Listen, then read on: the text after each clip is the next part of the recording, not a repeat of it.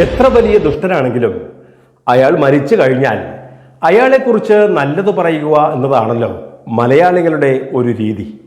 എന്നാൽ അതിൽ നിന്നെല്ലാം ഒരു മാറ്റം വന്ന മലയാളികളെയാണ് ഈ കഴിഞ്ഞ ദിവസം അസുഖബാധിതനായി ആശുപത്രിയിൽ പ്രവേശിപ്പിക്കപ്പെട്ട് പിന്നീട് മരണമടഞ്ഞ അഡ്വക്കേറ്റ് ആളൂർ എന്നറിയപ്പെടുന്ന ബിജു ആന്റണിയുടെ കാര്യത്തിൽ നമ്മൾ കണ്ടത്.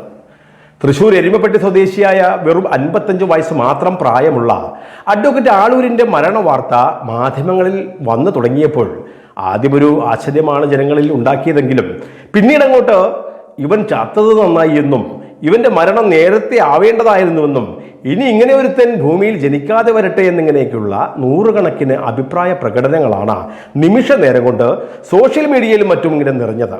തൻ്റെ അഭിഭാഷക വൃത്തി എന്ന ജോലിക്കിടയിൽ കാട്ടിക്കൂട്ടിയ ഈ കാര്യങ്ങളാണ് ഇങ്ങനെ സ്ത്രീ പുരുഷ ഭേദമന്യേ ആളൂരിനെ മരിച്ചിട്ടും ഇങ്ങനെ തെറി പറയുവാൻ ആളുകളെ പ്രേരിപ്പിച്ചത്.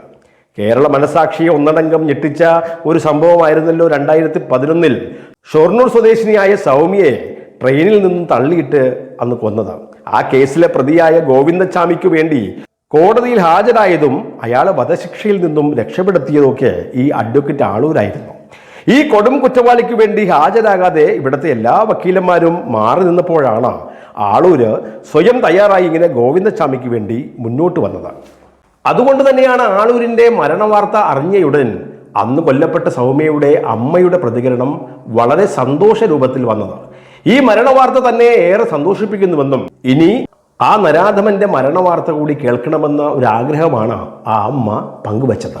പെരുമ്പാവൂരിലെ പ്രമാദമായിട്ടുള്ള ജിഷ വധക്കേസിലെ പ്രതിയായ അമീറുൽ ഇസ്ലാമിന് വേണ്ടിയും സ്വന്തം കുടുംബാംഗങ്ങളെ കൂട്ടത്തോടെ വിഷം കൊടുത്തു കൊന്ന കൂടത്തായി കേസിലെ പ്രതിയായ ജോളിക്ക് വേണ്ടിയും ഇലന്തൂർ നരബലി കേസിലെ പ്രതികൾക്ക് വേണ്ടിയും കോടതിയിൽ ഹാജരായതും അഡ്വക്കേറ്റ് ആളൂര് തന്നെ.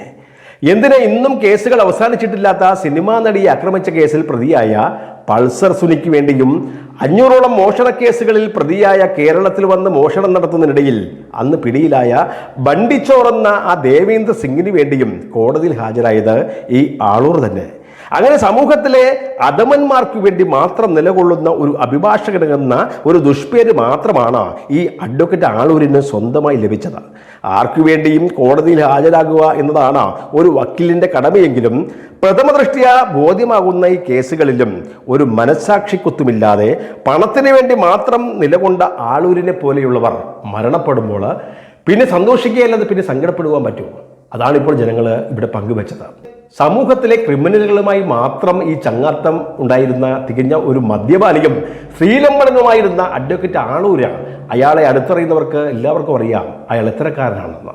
രസകരമായ ഒരു ജീവിതം ആസ്വദിക്കുന്നതിന് അതിന് ഭാര്യയോ മക്കളോ ഒന്നും ആവശ്യമില്ല എന്ന് ഒരിക്കലൊരു അഭിമുഖത്തിൽ പറഞ്ഞ ആളൂരിനെ കുറിച്ച് ഇപ്പോൾ ഓർക്കുകയാണ്.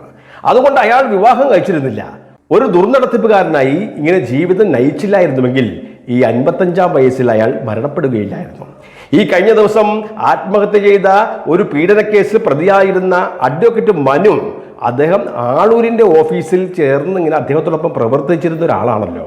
കേസുമായി വരുന്നവരെ പോലും ചൂഷണം ചെയ്യുകയും അവരെയൊക്കെ ലൈംഗികമായി ഉപയോഗിക്കുകയും പണം കൈക്കലാക്കുകയൊക്കെ ചെയ്തിരുന്നവരാണ് അധമന്മാരായിട്ടുള്ള ഈ വക്കീലന്മാർ. അതുകൊണ്ട് തന്നെ ആളൂർ എന്ന ഈ നരാധമനായിട്ടുള്ള വക്കീൽ മരണപ്പെടാൻ ഒരുപാട് പേര് ഒരുപാട് ആഗ്രഹിച്ചിട്ടുമുണ്ട്. അതുകൊണ്ട് തന്നെ ഇയാൾ മരണപ്പെട്ടതിൽ വല്ല ദുരൂഹതയുണ്ടെങ്കിൽ പോലും അത് കുത്തിപ്പൊക്കുവാൻ ആരും മുന്നോട്ട് വരില്ല. കാരണം ആളൂരിനെ പോലെ മനസ്സാക്ഷി കുത്തില്ലാത്ത മറ്റൊരു വക്കീലും ഇനി ഇവിടെ ഇല്ല എന്ന് തന്നെയാണ് എല്ലാവരും വിശ്വസിക്കുന്നതും.